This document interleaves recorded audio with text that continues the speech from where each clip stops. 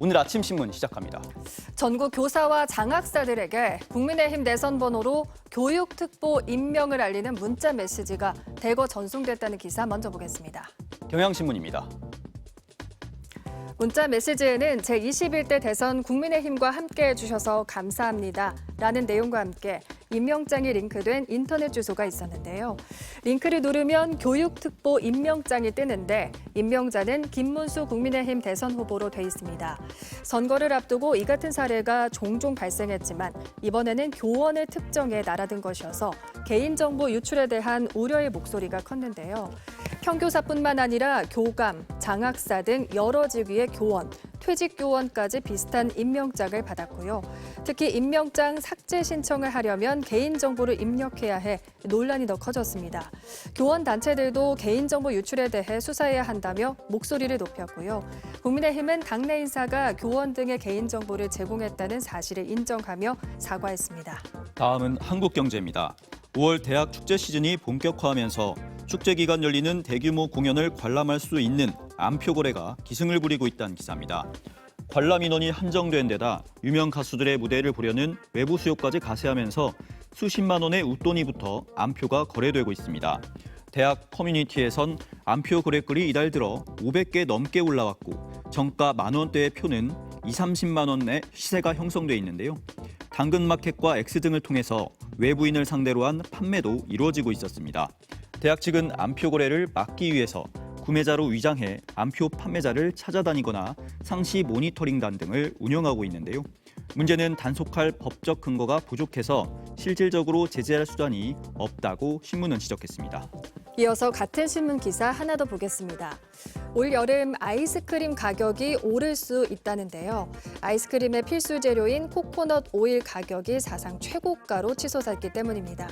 코코넛 오일은 아이스크림을 쉽게 녹지 않게 하고 냉동 상태에서도 부드러운 식감을 살려주는 중요한 원재료인데요. 세계은행에 따르면 필리핀산 코코넛 오일 도매 가격은 톤당 2,720달러를 기록하며 올해 들어서만 37% 넘게 급등했습니다. 이상 기후로 생육 환경이 악화한 것이 원인으로 꼽히는데요. 전 세계 코코넛 오일의 75%를 생산하는 필리핀과 인도네시아가 지난해 엘니뇨의 영향으로 작황이 좋지 못했기 때문입니다. 또 코코아 가격의 급등으로 초콜릿 생산 업체들이 코코넛 오일을 대체 원료로 선택하며 수요가 늘어난 것도 영향을 미쳤습니다. 다음은 매일경제입니다. 최근 전국 각지에서 국회의원 보좌관과 군인, 유명 연예인 소속사 등을 사칭하는 노쇼 사기가 동시다발적으로 발생하고 있습니다. 노쇼 사기는 주로 동남아시아에 있는 콜센터에서 국내 번호로 둔갑하는 발신번호 조작을 통해 이루어져 범인을 찾기 쉽지 않다고 합니다.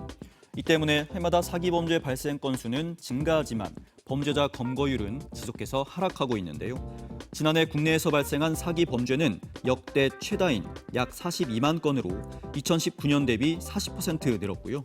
같은 기간 검거율은 73%에서 60%로 줄었습니다.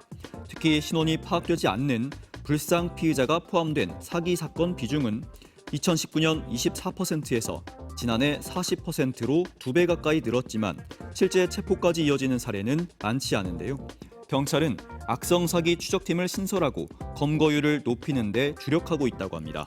끝으로 지역신문 기사 살펴보겠습니다. 경상일보입니다.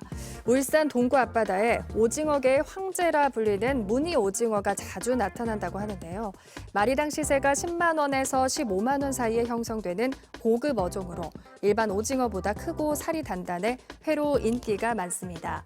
특히 개체수가 많지 않고 5, 6월 짧은 기간 낚시로만 잡히는데요. 고수온 지역을 선호하는 무늬 오징어는 그동안 남해와 제주 등지에서 잡혔지만 최근 수온 상승으로 울산 앞바다에서도 자주 나타나 무늬 오징어를 잡기 위해 울산을 찾는 낚시인들이 크게 늘었다고 합니다. 지금까지 오늘 아침 신문이었습니다.